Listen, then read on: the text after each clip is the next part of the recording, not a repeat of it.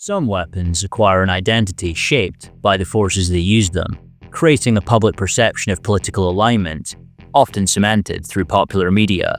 The MP5 is a prime example, representing the ideals of lawful good in the Western world. It is perceived as a weapon for the good guys and a foil for those who would challenge it. But how did it gain this heroic reputation? What makes it particularly suited for counter-terrorism operations?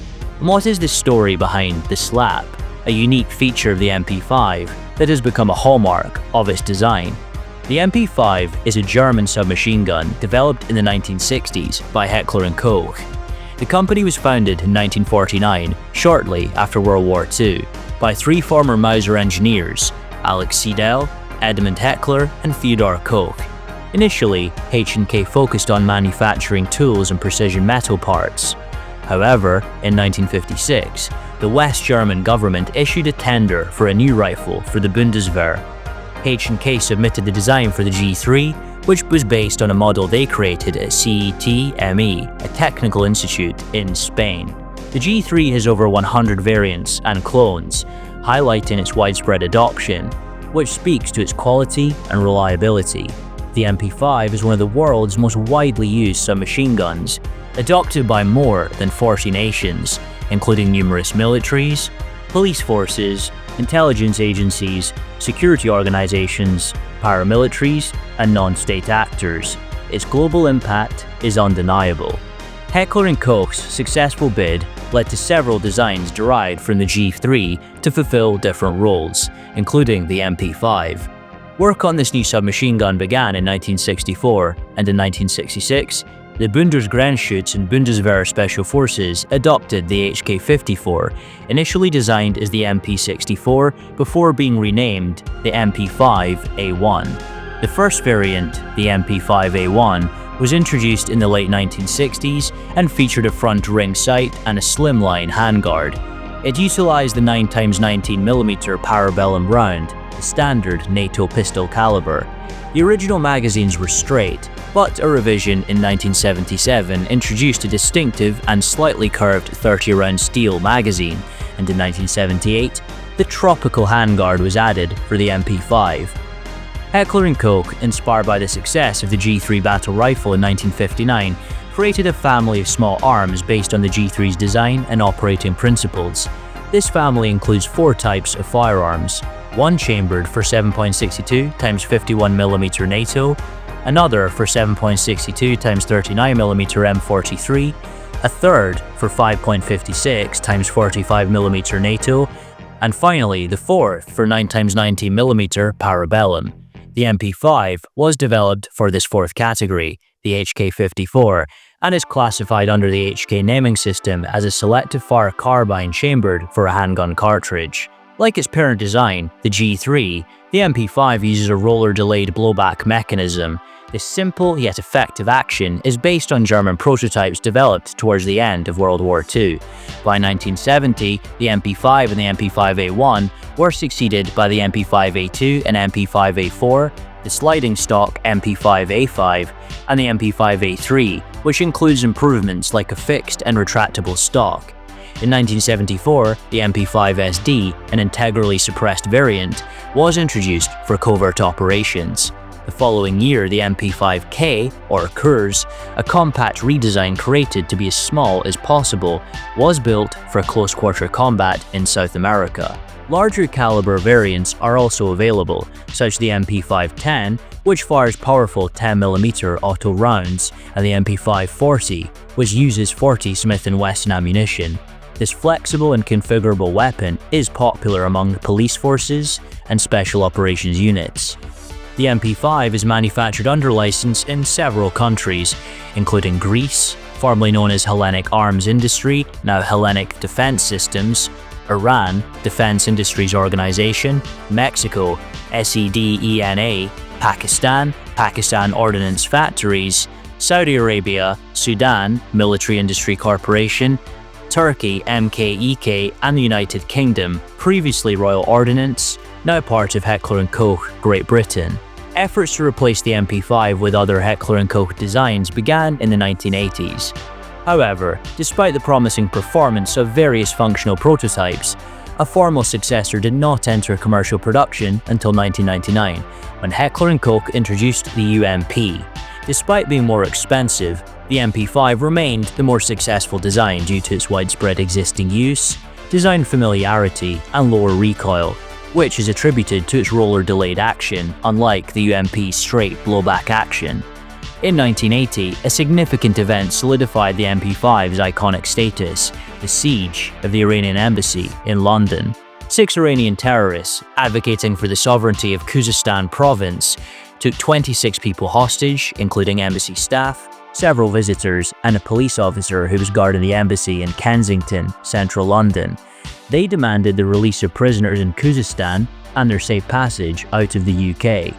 The British government quickly decided that safe passage would not be granted, leading to a standoff. Police negotiators managed to secure the release of 5 hostages in exchange for minor concessions, such as broadcasting the terrorist demands on British television, which further complicated the situation.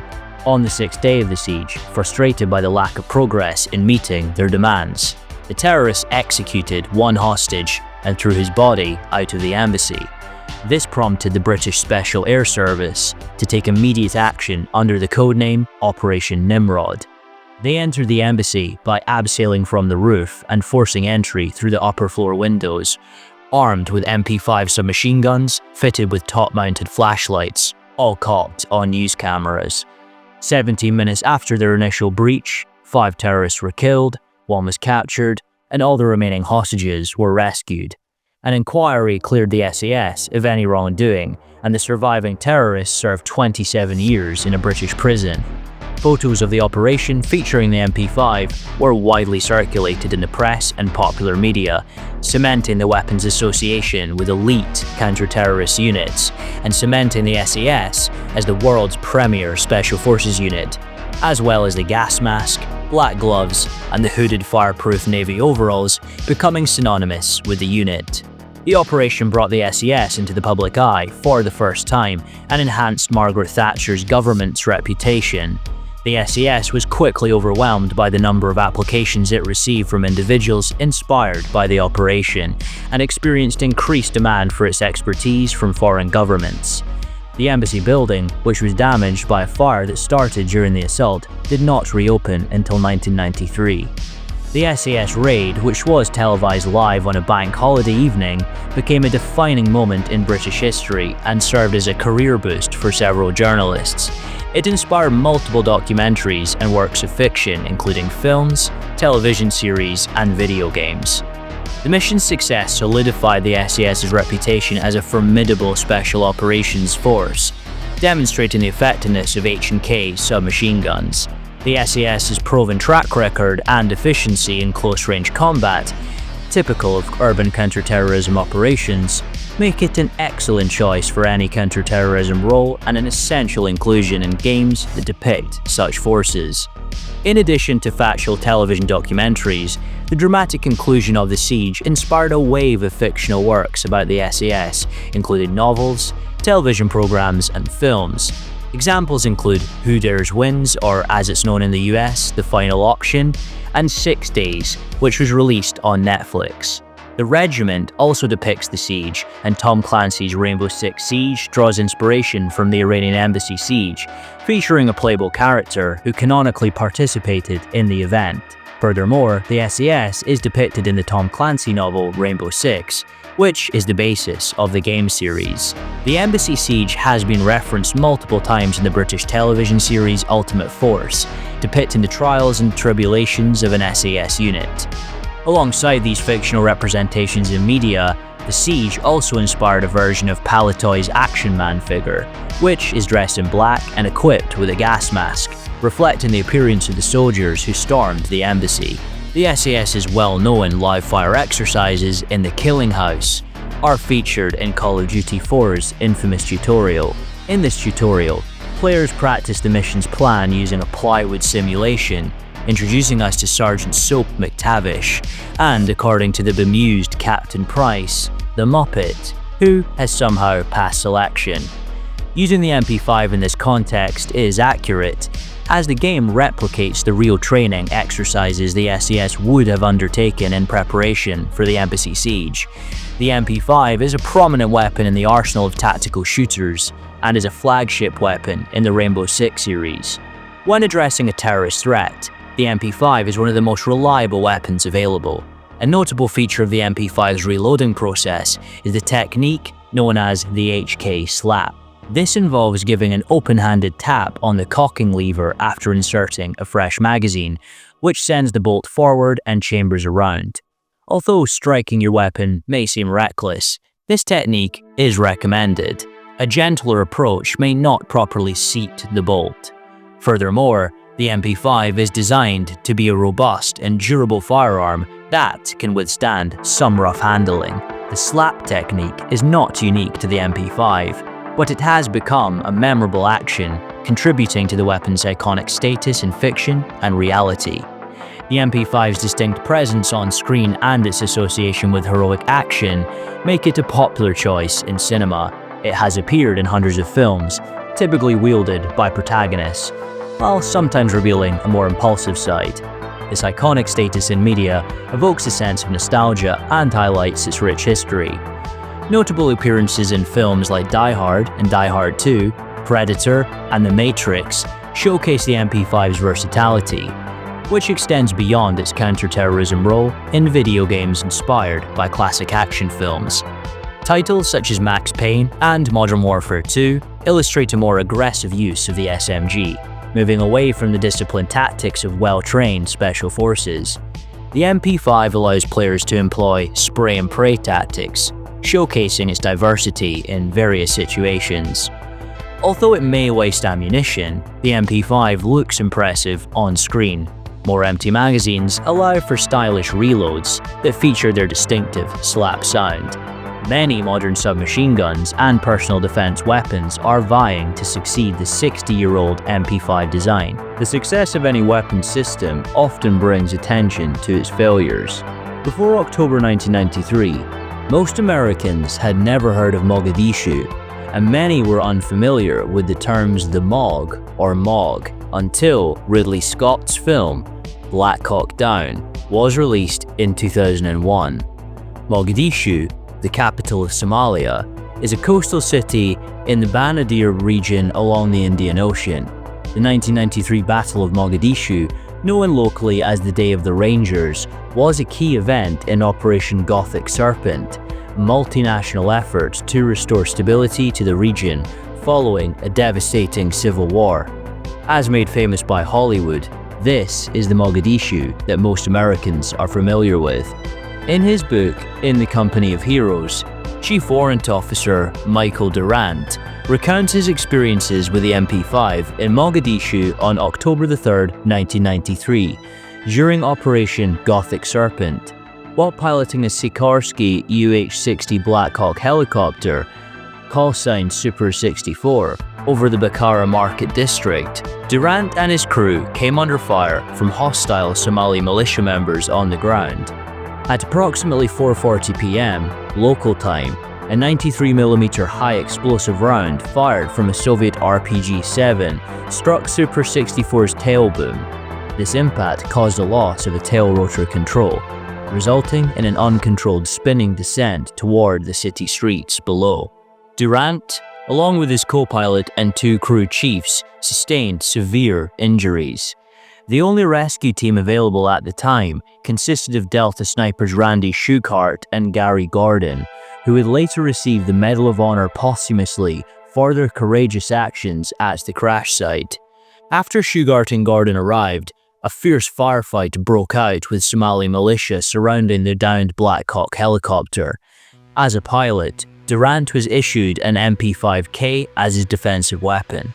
His accounts indicate that he had to address various malfunctions during the fight continuously. At one point in the battle, he received a 5.56mm CAR-15, which likely belonged to Gary Gordon. Unfortunately, both his rescuers and all of his flight crew were killed, and as a result, Durant was taken captive. Gunsmith Vincent Buckles of FirearmsNews.com has considered Mike Durant's malfunctions at the Super 64 crash site. Although recovering the weapon for inspection is impossible, we can examine several factors that might have caused an otherwise reliable firearm to malfunction at such a critical moment. His first thoughts was about the stamped and welded sheet metal receiver. A helicopter falling rapidly could crush spines, break bones, and twist the interior seating and controls, potentially leaving a significant dent in the MP5K's receiver. Even a slight dimple in the sheet metal could create a tight spot in the bolt raceway, leading to short cycling or a complete bolt bind. He stated that we also consider the possibility that the weapon was properly serviced and maintained at the appropriate intervals by a competent armorer. However, Murphy's Law may have come into play on the day of Durant's crash. An extractor could have been dislodged, causing a primer to be expelled from his pocket and into the fire control or bolt raceway, obstructing the normal cycle of operation. The HK-MP5 has been in service since the mid-1960s and has seen almost continual action in hotspots worldwide since the mid-1970s. Its success stories far outweigh its failures. However, incidents like those experienced by Durant in 1993 have prompted many agencies to explore alternative platforms. Heckler and Koch still produce the MP5, but have also introduced the HK-UMP as a more modern submachine gun option. Many US agencies have updated their inventories to include the UMP, while the US Secret Service continues to use the HK-MP5 as its standard 9mm submachine gun to supplement the FNP-90. Before the Iranian embassy siege, another significant terrorist attack helped solidify the legendary status of the MP5 submachine gun. For the 86 passengers and 4 surviving crew members of Lufthansa Flight 181, the MOG had become old news by the 1990s. The Boeing 737-200, named Landshut, took off as a routine flight from the Mediterranean island of Palma de Mallorca to Frankfurt, West Germany, on October 13, 1977. Following a mid-air hijacking, the aircraft made stops in 6 different countries. After 5 days of confinement and the execution of their pilot, passengers found themselves on a dark runway in Mogadishu, waiting for their fate. The hijackers aimed to exchange the hostages aboard the aircraft for the release of 10 Red Army faction terrorists held in Germany, 2 Palestinian terrorists held in Turkey, and a ransom of $50 million. The logistics of accommodating such a demand made many passengers fear they would meet the same fate as their pilot, Jürgen Schumann. What they encountered next would lay the groundwork for modern anti-terrorism tactics and establish the MP5 as the world's leading tool for countering terrorism. It also influenced and shaped popular culture for several decades, creating a legendary firearm that became equally popular among civilians, police, military units, terrorists, and criminals. At 2:07 a.m. local time on October 18, 1977, 30 West German GSG-9 paramilitary commandos, armed with Heckler & Koch MP5 submachine guns, simultaneously breached the forward and midship doors of a Boeing 737. They shouted for passengers to take cover and proceeded to demonstrate their new weapons in what could be described as one of the most lopsided gunfights since the Russians took Berlin in 1945. 1 German commando, 3 passengers, and 1 flight attendant sustained minor injuries. All 4 hijackers were shot, with 3 of them fatally injured. This incident established a new standard for combating terrorism. It underscored the effectiveness of the stylish yet highly functional submachine gun. Ironically, the German communist group that the Palestinians sought to rescue from prison, known as the Red Army faction, RAF, featured the MP5 prominently in their logo, which included a red star behind it. If this was meant as an ironic statement, such as defiance against the agents of capitalism sent to dispatch them, and the tool they used to achieve this goal, it is anyone's guess. Failure points can be identified in any of the operations mentioned here. Weapons may malfunction, communications can be lost, and even the most skilled individuals can trip and fall, undermining a perfectly laid plan. Unfortunately, events can occur even to the best trained people in the world. Every failure point contains small victories. Mike Durant managed to stay calm and troubleshoot his weapon malfunctions despite facing extreme stress and serious injuries. To quote Heckler and Koch, "In a world of compromise, some men don't." Mirroring its real-life usage, the MP5 frequently takes center stage in action films, often starring as the survival tool of an average Joe in a scenario featuring a terrorist hijacking. The main character typically finds themselves in the wrong place at the wrong time, solidifying the gun's everyman appeal. The narrative often unfolds as a game of cat and mouse, where characters attempt to outsmart each other. They are typically outtrained and outgunned, with the MP5 serving as their only ally to balance the odds in life-threatening situations. This dynamic is epitomized in the first two Die Hard films, where the MP5 is the weapon of choice for terrorists led by Master Thief Hans Gruber and Rogue Special Ops Colonel William Stewart, who hijack office towers and airports. Detective John McClane faces these adversaries with an MP5 as his only ally.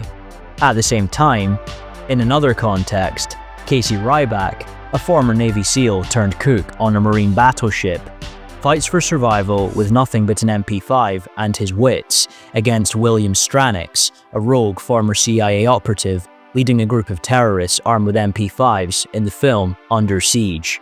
These depictions helped solidify the MP5's image as a gun made for adverse and diverse situations, highlighting its functionality and accessibility. Heckler and Koch offer two options for submachine guns: the modern and larger caliber UMP-45 and the compact MP7, which has armor-piercing capabilities. However, the classic 9mm SMG continues to dominate the market. Users highly regard it, and it is widely adopted by police and military forces worldwide. With a reputation built on real-world performance, the MP5 remains a legendary submachine gun.